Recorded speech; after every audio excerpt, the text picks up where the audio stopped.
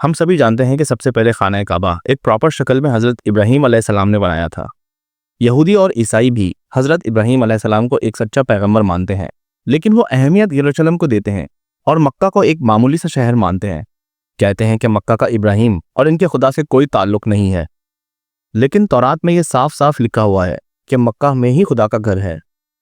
یہودیوں کے لیے سب سے اہم کتاب ہے تناخ، اور اس کے 3 اہم حصے ہیں: تورات جو کہ موسیٰ علیہ السلام پر نازل ہوئی، نیویم جو کہ یہودیوں کے باقی پیغمبروں پر نازل ہوئی، اور کیتویم جس کا ایک حصہ بک آف سامز ہے جو داؤد علیہ السلام پر نازل ہوئی تھی، جسے ہم زبور کے نام سے جانتے ہیں۔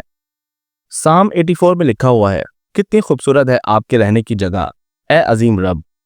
جو لوگ آپ کے گھر میں رہتے ہیں اور وہ ہر وقت آپ کی عبادت کرتے ہیں اور ان کا دل حج کی طرف ہوتا ہے، جب وہ بقہ کی خشک وادی کے پاس سے گزرتے ہیں تو اس وادی کو چشموں میں بدل دیتے ہیں۔ They go from strength to strength جس کا اصلی ہبریو ترجمہ ہے They go from mountain to mountain۔ یہودیوں کی کتاب میں واضح طور پر لکھا ہوا ہے کہ بقہ میں خدا کا گھر ہے اور وہاں چشمے بھی ہیں اور لوگ پہاڑ سے پہاڑ کی طرف جاتے ہیں۔ یہ دراصل کعبہ کی بات ہو رہی ہے جو مکہ میں ہے، اور زمزم کے چشمے کی، اور لوگ سعی کے دوران صفا سے مروہ کی طرف جاتے ہیں۔ لیکن اس میں بقہ کیا ہے اور اس کا مکہ سے کیا تعلق ہے؟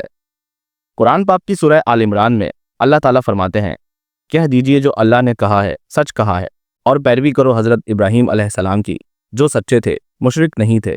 یقیناً جو پہلا گھر لوگوں کے لیے بنایا گیا اللہ کی عبادت کے لیے، وہی ہے جو بقہ میں ہے، برکت والا اور ہدایت کے لیے سارے جہانوں کی۔ تو اے کتاب والوں، تم کیوں آیاتوں سے انکار کرتے ہو؟ قرآن اور تورات دونوں نے ہی مکہ کو بقہ کہا ہے، کیونکہ بقہ مکہ کا پرانا نام ہے۔ کعبہ کی تعمیر کے بعد مکہ کا نام بقہ تھا، اور یہاں پر حضرت اسماعیل علیہ السلام کی اولاد آباد تھی۔ وقت کے ساتھ ساتھ یہاں پر اور بھی قبیلے آ کر آباد ہونے لگے اور بقہ کا نام مکہ میں تبدیل ہو گیا۔ آپ صلی اللہ علیہ وآلہ وسلم کی عمر مبارک جب 35 برس تھی، تب بارش کی وجہ سے کعبہ کی چھت گر گئی۔ مکہ کے لوگوں نے کعبے کو دوبارہ تعمیر کرنے کا فیصلہ کیا، لیکن صرف حلال پیسوں سے۔ جیسے ہی کعبہ کی تعمیر شروع ہوئی تو لوگوں نے دیکھا کہ کعبہ کی ایک پرانی دیوار پر کچھ عجیب سا لکھا ہوا ہے۔